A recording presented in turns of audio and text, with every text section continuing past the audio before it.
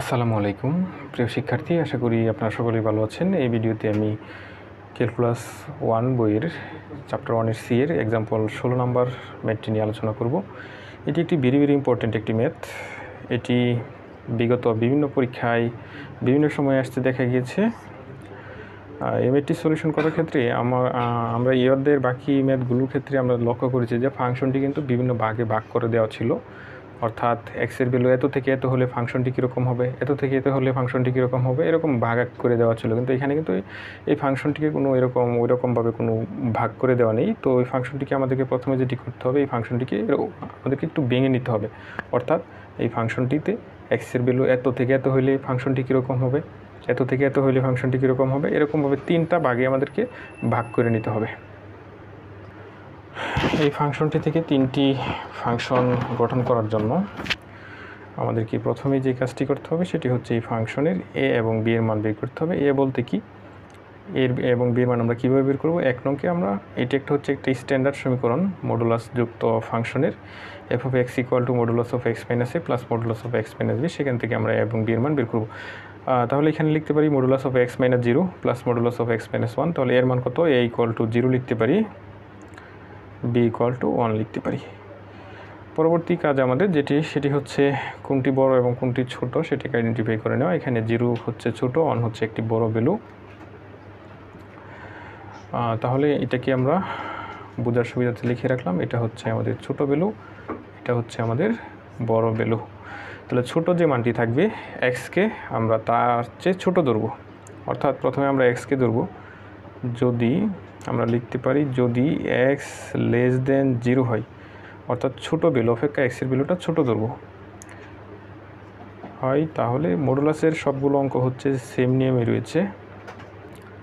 এখানে একটি ম্যাথ যদি বুঝতে পারেন, পরবর্তী যে ম্যাথটি রয়েছে এটিও আপনারা খুব সহজে বুঝে যাবেন। তাহলে এফ অফ এক্সটা কী হবে? আমরা প্রথমে ছোটো ভ্যালু এবং বড় ভ্যালুটা আইডেন্টিফাই করব। আমরা আইডেন্টিফাই করার পরে এক্সকে কী ধরবো? ছোটো ভ্যালুর যে ছোটো ধরবো। তখন এফ অফ এক্স হবে এই দুইটারই মাইনাস হবে, অর্থাৎ মডুলাসের ভিতরে যে দুইটা থাকবে সে দুইটাই মাইনাস হবে। তাহলে মাইনাস এক্স মাইনাস মডুলাসের ভিতরে ছিল এক্স মাইনাস 1। তাহলে আমরা লিখতে পারি মাইনাস এক্স প্লাস 1। এক কথাই পেলাম মাইনাস 2x প্লাস 1 পেয়ে গেলাম। পরবর্তীতে আমরা এক্সকে ধরবো বড় যে ভ্যালু ছিল সেই বড় ভ্যালুর চেয়ে বড় অথবা সমান। এখানে কিন্তু মনে রাখার একটা টেকনিক আছে। ছোটো ভ্যালুর চেয়ে কী হবে? এক্স যখন ছোটো হবে দুইটাই মাইনাস, আর যখন আমরা বড় ভ্যালুর চেয়ে বড় অথবা সমান ধরবো তখন দুইটাই কী হবে? দুইটাই প্লাস হবে। এক্সের ভ্যালু একের চেয়ে বড় অথবা সমান, কারণ এখানে বড় ভ্যালু ছিল 1। এক্সকে কী ধরবো? বড় ভ্যালুর চেয়ে বড় অথবা সমান ধরবো এক্সকে। তখন F of x equal two হবে, এখানে যে মডুলাসের ভিতরে দুইটি ফাংশন দেওয়া থাকবে বা দুটি চলক, দুটি রাশি যে দেওয়া থাকবে সেই দুটি রাশি কী হবে? পজিটিভ হবে। অর্থাৎ এখানে এক্স প্লাস কী করব? ব্র্যাকেটের ভিতরে ওই এক্স মাইনাস 1, এই দুইটাকে যদি যোগ করি তাহলে হবে 2x মাইনাস 1। এটা কখন পেলাম? যখন এক্সের ভ্যালু কি একের চেয়ে বড় অথবা সমান। এখন আমাকে এক্স বের করতে হবে ছোটো ভ্যালুর চেয়ে বড় অথবা সমান, বড় ভ্যালুর চেয়ে ছোটো। যদি এক্স কী হয়? ছোটো ভ্যালুর চেয়ে বড় অথবা সমান। ছোটো ভ্যালু কত? 0 ছিল। তাহলে 0-র চেয়ে কী নিব? এক্সকে বড় অথবা সমান নিব, আর বড় ভ্যালুর চেয়ে কী ধরবো? ছোটো ধরবো হয়। তাহলে f of x equal to কী হবে? F of x equal to এখন আমরা লিখব ছোটো মাইনাস বড়। ছোটো বলতে আমি বোঝাচ্ছি এখানে ছোটো ভ্যালুটা যেখান থেকে আসছে, এই যে এখান থেকে 0 কোথা থেকে পাইছিলাম? মডুলাস অফ এক্স থেকে পাইছিলাম। তাহলে এটা কী করব? এটা প্রথমে লিখব ছোটো মাইনাস যেখান থেকে বড় ভ্যালুটা পাইছিলাম সেটা কী করব? বিয়োগ করব। বড় ভ্যালুটা কোথায় থেকে পেয়েছিলাম? এক্স মাইনাস 1 থেকে পেয়েছিলাম। তাহলে এক্স মাইনাস 1 কী হবে? বড় বিয়োগ হবে। অর্থাৎ যখন আমরা ছোটো ভ্যালুর চেয়ে বড় অথবা সমান নিব এক্সকে, বড় ভ্যালুর চেয়ে ছোটো নিব, তখন এফ অফ এক্সটা কী হবে? ছোটো মাইনাস বড়। অর্থাৎ ছোটো ভ্যালুটা যেখান থেকে পাইছিলাম সেটা লিখব, মাইনাস কি বড় ভ্যালুটা যেখান থেকে পাইছিলাম সেটা বিয়োগ করে দেবো। তাহলে x minus x plus 1 equal to কত পেলাম? 1 পেয়ে গেলাম। তো এক্সের বিভিন্ন কন্ডিশন ধরে আমরা এফ অফ এক্স কয়টি পেয়েছি? 3টি এফ অফ এক্স পেয়েছি। তো এই 3টি এফ অফ এক্সকে আমরা একসাথে এখানে লিখে দিলাম। F of x equal to minus 2x plus 1 যখন x less than 0, 2x minus 1 যখন এই কন্ডিশন, 1 যখন এটা। এখন হচ্ছে এই 3টি ফাংশনের জন্য আমরা হচ্ছে বিভিন্ন বিন্দু বের করব। বিভিন্ন বিন্দু বের করে কি আমরা লেখচিত্রটা অঙ্কন করে ফেলব। তাহলে প্রথমটার জন্য প্রথমে বের করি। এফ অফ এক্সকে আমরা সবসময় ওয়াই ধরে নিব। তাহলে y equal to minus 2x plus 1 পেলাম। এখান থেকে হচ্ছে আমরা এক্সের ভিন্ন ভিন্ন মানের জন্য ওয়ের মান বের করব। তো এক্সের ভিন্ন ভিন্ন মান বলতে এখানে এক্সের ভ্যালু কী নিতে হবে? এক্সের ভ্যালু আমি অবশ্যই আমাকে জিরোর চেয়ে ছোটো মান নিতে হবে, কারণ এখানে ইন্ডিকেট করা রয়েছে এক্সের ভ্যালু কী হবে? জিরোর চেয়ে ছোটো হবে। তো জিরোর চেয়ে ছোটো হলেও আমাদের যে এখানের যে ভ্যালুগুলো রয়েছে সেগুলো আমাদেরকে নিতে হবে। আমি জিরো নিলাম প্রথমে, জিরো নিয়ে কত পাবো? 1 পাবো। জিরোর চেয়ে ছোটো হচ্ছে -1 নিতে পারি, তাহলে হবে 3 হবে। -2 নিতে পারি, তাহলে হবে 5 হবে। -3 নিতে পারি, তাহলে হবে আমার এখানে 7 হবে। তাহলে এখানে আমি লিখতে পারি, কি লিখতে পারি যে এটা কী হবে? এটা অবশ্যই একটা সরলরেখা হবে। আমি আগে বলেছি যে কোনো একটা ইকুয়েশনে যদি আমরা এক্স এবং ওয়াই দেখতে পাই তাহলে এটা অবশ্যই একটা সরলরেখার সমীকরণ হবে। তো এই সরলরেখার সমীকরণটা কীরকম হবে? এটা 0,1 প্রান্তবিন্দু বিহীন হবে, কারণ এখানে জিরোর চেয়ে ছোটো হইতে হবে, কিন্তু এখানে আমি জিরো ধরে নিয়েছি। তাহলে 0,1 প্রান্তবিন্দু বিহীন, -1,3, -2,5, -3,7 বিন্দুগামী কী হবে? রেখা, রেখাংশ নাকি রশ্মি হবে? এটা বোঝার জন্য আমাকে দেখতে হবে যে এটা কয়টা প্রান্তবিন্দু জানা আছে। এখানে 0,1 প্রান্তবিন্দু বিহীন, কিন্তু 0,1 বিন্দুর পরবর্তী পয়েন্ট থেকে সে যাত্রা শুরু করছে, অর্থাৎ একটা পাশ কিন্তু আমার জানা আছে যে সে কোথা থেকে যাত্রা শুরু করছে, অর্থাৎ একটা পয়েন্ট জানা আছে, কিন্তু কোথায় গিয়ে শেষ হয়েছে সেটা কিন্তু আমার জানা নাই, কারণ এখানে এক্সের ভ্যালু -ইনফিনিটি পর্যন্ত হইতে পারে। তো একটা প্রান্তবিন্দু যদি জানা থাকে তাহলে সেটা কিসের সমীকরণ হবে? সেটা অবশ্যই কী হবে? সেটা অবশ্যই একটা রশ্মির সমীকরণ হবে, কারণ রেখাংশের দুইটা প্রান্তবিন্দু জানা থাকা লাগে, আর রেখার কোনো প্রান্তবিন্দু জানা থাকবে না, আর রশ্মি হচ্ছে সেটার একটা প্রান্তবিন্দু জানা থাকতে হবে। তাহলে এখানে আমরা লিখতে পারি y = -2x + 1, 0,1 প্রান্তবিন্দু বিহীন এবং এত এত এত বিন্দু বিশিষ্ট একটি রশ্মির সমীকরণ নির্দেশ করে। এখানে আমাদের 2 নম্বর যে ফাংশনটি সেটি ছিল f(x = 2x - 1), যেখানে x এর ভ্যালু কী হবে? 1 এর চেয়ে বড় অথবা সমান হবে। তো এখানে আমি x এর ভ্যালুটা 1 এর চেয়ে বড় অথবা সমান হবে, বক্সটা একটু বাঁকা হয়ে গেছে, সমস্যা নাই। x y 4টি বিন্দু নিলেই হবে। তাহলে এখানে 1 নিলাম, 1 এর চেয়ে বড় অথবা সমান হবে, অর্থাৎ 1 এর চেয়ে বড় মান কিন্তু আমি এখানে নিতে পারবো। তাহলে 1 নিলাম, তারপর 2 3 4, 1 নিলে কত হবে? 2 কি 2 আর 1 বিয়োগ করলে 1, 2 নিলে হবে 3, 3 নিলে হবে 5, 4 নিলে হবে 7। তো এটার ক্ষেত্রে কি লিখবো? এটার ক্ষেত্রে লিখবো সেটা কী হবে? 1 প্রান্তবিন্দু সহ হবে। কেন হবে? কারণ এখানে বলছিল x এর ভ্যালু কি 1 এর চেয়ে বড় অথবা সমান হবে, নিচে টান থাকলে গ্রেটার অর ইকুয়াল। তাহলে 1 প্রান্তবিন্দু সহ 2,3, 3,5, 4,7 বিন্দু বিশিষ্ট একটি অবশ্যই কী হবে? এটা একটা রশ্মি হবে, কারণ একটা প্রান্তবিন্দু জানা আছে 1,1, কিন্তু আরেকটা প্রান্তবিন্দু কিন্তু আমার জানা নেই, কারণ এখানে x এর ভ্যালু কি ইনফিনিটি পর্যন্ত হইতে পারে। ইনফিনিটি হচ্ছে একটি অজানা রাশি বা অজানা সংখ্যা। তো এই কথাটি এখানে আমি লিখে দিয়েছি। এখানে যে 3 নম্বর ফাংশনটি ছিল সেটি ছিল f(x = 1). এটা কি বোঝাচ্ছে? এটা বোঝাচ্ছে যে x এর ভ্যালু আমি যাই নেই না কেন, y এর মানটা কত হবে? অলওয়েজ 1 হবে। x এর ভ্যালু আমি 0 থেকে 1 এর ভিতরে পছন্দ করতে পারবো। আমি x এর ভ্যালু যদি 0 নেই তাও আমার y এর ভ্যালুটা 1 হবে, 1 নিলেও করতে হবে, y এর ভ্যালুটা 1 হবে। তাহলে f(x)কে আমরা y চিন্তা করে নিব। তাহলে এটা এরকম হবে, y = 1। এটা আমরা জানি x অক্ষের সমান্তরাল সরলরেখার সমীকরণ হচ্ছে কি? y = b। তাহলে এটা অবশ্যই x অক্ষের সমান্তরাল হবে। x অক্ষের সমান্তরাল সেটা আমাদের না জানলেও হবে, কারণ এখানে আমরা দুইটা পয়েন্ট নিয়ে কিন্তু বের করে ফেলবো। এখানে x এর মান নিব, এখানে y এর মান পাবো। এখানে আমি দুটি ভ্যালু নিব। এখানে একটি ভ্যালু ছিল 0 নিতে পারবো, আরেকটি হচ্ছে 1 এর চেয়ে ছোটো, তাও আমি 1 নিব, কারণ 1 প্রান্তবিন্দু বিহীন হবে। তাহলে 0 নিলে কত পাবো? 1ই পাবো, কারণ y = 1 ছিল ফাংশনটা। এখানে কোনো ভেরিয়েবল না থাকার কারণে আমি যাই নিই না কেন, আনসারটা কত হবে? অলওয়েজ 1 হবে। 1 নিলে 1 হবে। এখানে আমি লিখতে পারি এটি কী হবে? এটি 0,1 প্রান্তবিন্দু সহ এবং 1,1 প্রান্তবিন্দু বিহীন। এটাও কিন্তু একটা শেষের একটা সীমানা, যদিও এটা হবে না এই ফাংশনের ক্ষেত্রে, তাহলে এটার পূর্ববর্তী যে পয়েন্ট রয়েছে সেটি তো হবে। তাহলে এখানে কয়টা প্রান্তবিন্দু জানি? 2টা জানি, একটা হচ্ছে 0,1 আর একটা কি 1,1। তাহলে 2টা প্রান্তবিন্দু যদি জানি তাহলে সেটা অবশ্যই কিসের সমীকরণ হবে? সেটা অবশ্যই একটা রেখাংশ হবে, কারণ রেখাংশের 2টা প্রান্তবিন্দু কিন্তু আমাদের জানা থাকে। তাহলে আমরা লিখতে পারি 0,1 প্রান্তবিন্দু সহ এবং 1,1 প্রান্তবিন্দু বিহীন y = 1 একটি রেখাংশের সমীকরণ নির্দেশ করে। তাহলে এটা আমার লেখা হয়ে গেল। এখন হচ্ছে আমার বিন্দুগুলো বের করে ফেলেছি 3টি ফাংশনের জন্যই। এখন বিন্দুগুলো হচ্ছে আমি গ্রাফে বসিয়ে দেব। এখানে এই ম্যাথগুলো হচ্ছে গ্রাফে না করলেও হবে, এমনিতে খাতায় যদি হাতে লিখে গ্রাফ দেওয়া হয় সেটাও হয়ে যাবে। তো প্রথমে আমি কোন বিন্দুটা বসাবো? এই 1 নংয়ের বিন্দুগুলো বসাবো। এটা হচ্ছে 0,1 প্রান্তবিন্দু বিহীন। তাহলে 0,1 বিন্দুটা কোথায় হবে? 0,1 এখানে হইতে পারে। 0,1 প্রান্তবিন্দু বিহীন, তাহলে এটাকে অবশ্যই কী করবো? অবশ্যই এটাকে একটা বৃত্ত অঙ্কন করব। তো বৃত্তটাকে অবশ্যই ফিল আপ করা যাবে না, কারণ এইটা প্রান্তবিন্দু বিহীন ছিল। পরে পয়েন্ট কি -1,3 -2,5 -3,7 -1,3, তাহলে এদিকে -1,3 -2,5 -2,5, যেহেতু এটা একটা সরল রেখা হবে তাহলে পয়েন্টগুলো আমি যেহেতু কোনো গ্রাফে নিচ্ছি না, তাহলে এরকমভাবে নিতে হবে যাতে কি হয়, একটা সরলরেখার ফরম্যাট চলে আসে -3,7। এখন এগুলো যোগ করে দিই। এগুলো যোগ করলে আমি 1 নংয়ের যে লেখচিত্রটা সেটা পেয়ে গেলাম। এটাকে আরেকটু দিকে বর্ধিত করতে পারি, একটু বর্ধিত করে দেবো, কারণ হচ্ছে এই লেখচিত্র এটার গ্রাফটা কিন্তু এখানেই শেষ না, আরও কিন্তু অনেকগুলো পয়েন্ট রয়েছে যেগুলো আমি বের করি নেই। -1,3, এই পয়েন্ট হচ্ছে -2,5, এটা হচ্ছে -3,7। 1 নংয়ের কাজ শেষ। এখন হচ্ছে আমার যে 2 নং ফাংশনটি ছিল সেটির উপরে পয়েন্ট ছিল, একটা ছিল 1,1, 2,3, 3,5, 4,7। এখানে 1,1 প্রান্তবিন্দু সহ 1,1 কোথায় হইতে পারে, এদিকে 1 ঘর, অবশ্যই উপরের দিকে 1 ঘর যাবে।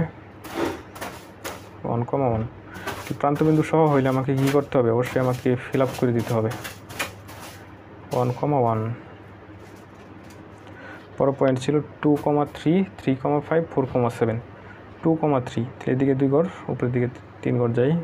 2,3 এটা ধরলাম, 3,5 এটা ধরলাম, 4,7 এটা ধরলাম। এরকমভাবে ধরবো যাতে কি হয়, যাতে একটা সরলরেখার ফরম্যাট চলে আসে। এটা একটা সরলরেখা হবে, আমি আগে বলেছি কোনো একটা ইকুয়েশনে যদি আমি এক্স এবং ওয়াই দেখতে পাই তাহলে এটা অবশ্যই কী হবে, একটা সরলরেখার সমীকরণ কিন্তু হয়ে যাবে।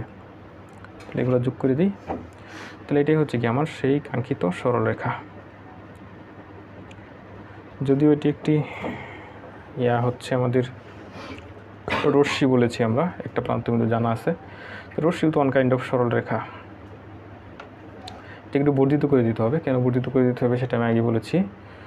পরবর্তীতে হচ্ছে আমাদের আরও 3 নংয়ের 2টি পয়েন্ট রয়েছে। একটি হচ্ছে 0,1 প্রান্তবিন্দু সহ 1 প্রান্তবিন্দু বিহীন।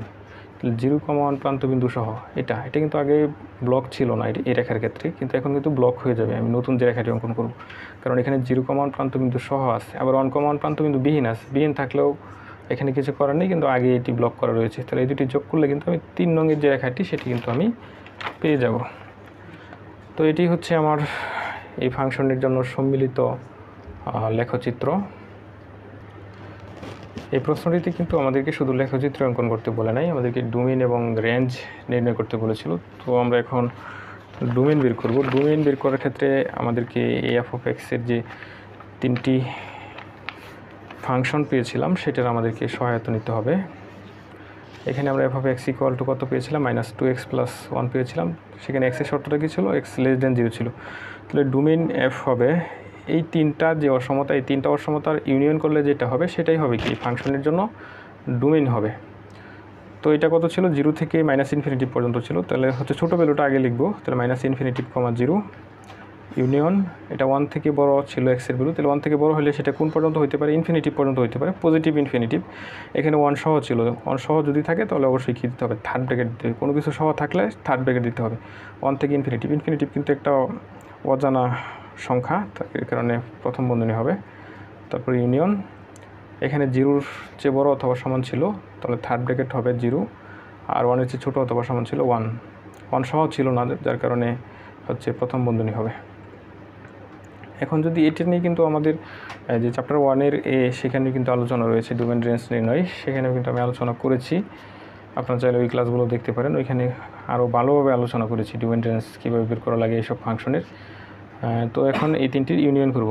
3টির ইউনিয়ন করার জন্য আমাকে অবশ্যই সংখ্যা রেখার সাহায্য নিতে হবে। পরীক্ষায় কিন্তু সংখ্যা রেখা না দিলেও হবে, জাস্ট আমি বোঝার জন্য সংখ্যা রেখা অঙ্কন করতেছি। এখানে -∞ থেকে 0 পর্যন্ত আছে প্রথমটা, তাহলে এদিকে হচ্ছে -∞ সংখ্যা রেখার, এদিকে হচ্ছে পজিটিভ ইনফিনিটিভ। তো -∞ থেকে 0 পর্যন্ত প্রথম যে পয়েন্টটা ছিল সেটা হচ্ছে এটা নির্দেশ করতেছে, এতটুকু নির্দেশ করতেছে। পরবর্তী পয়েন্ট হচ্ছে 1 থেকে ইনফিনিটিভ, সেটা 1 সহ। আচ্ছা, -∞ থেকে 0 এই পর্যন্ত, তবে 0 ব্লক হবে না কারণ 0 সহ ছিল না। এখন হচ্ছে 1 থেকে ইনফিনিটিভ, 1 সহ, এটা আমি 1 ধরে নিলাম, এটা ব্লক করে দেই। তাহলে 1 থেকে ইনফিনিটিভ এই পর্যন্ত, এটা হচ্ছে এটা। তারপর এটা হচ্ছে 0 থেকে 1, 0 সহ, তাহলে এটাও ব্লক হয়ে যাবে 0 থেকে 1। তাহলে পুরা যে একটা ছিল 3টা পয়েন্ট ছিল, 3টা পয়েন্ট দ্বারা কী নির্দেশ করতেছে? এই পুরা সংখ্যা রেখাটা নির্দেশ করতেছে। লক্ষ্য করেন এতটুকু হচ্ছে -ইনফিনিটি থেকে 0 পর্যন্ত, 0 সহ, তারপর হচ্ছে 0 থেকে 1 পর্যন্ত, আবার 1 সহ, 1 থেকে ইনফিনিটি পর্যন্ত। এক কথা হচ্ছে পুরা সংখ্যা রেখাটাকে ইন্ডিকেট করতেছে। আর আমরা জানি একটা সংখ্যা রেখার মধ্যে কী থাকে? সব মিলায় একটা সব মিলাই হচ্ছে বাস্তব সংখ্যা থাকে। তাহলে পুরা সংখ্যা রেখাটাকে যেহেতু ইন্ডিকেট করতেছে, তাহলে এটার আনসারটা কী হবে? আনসারটা হবে আর হবে। আর মানে হচ্ছে রিয়েল নাম্বার বা বাস্তব সংখ্যা। বা এটার আনসারটা এরকম লেখা যেতে পারে, অথবা -ইনফিনিটি থেকে ইনফিনিটিভ। এটা দিলেও রাইট, আর শুধু আর এটা দিলেও কী হবে? রাইট হবে। এখন আমরা এই ফাংশনের রেঞ্জ বের করব। কোনো একটি ফাংশনের রেঞ্জ বলতে আমরা বুঝি ওই ফাংশনের আউটপুটগুলি হচ্ছে রেঞ্জ। অর্থাৎ এই ফাংশনে আমি ইনপুট দেওয়ার পরে যে আউটপুটগুলো পাবো সেগুলোই হবে কি ফাংশনটির জন্য রেঞ্জ হবে।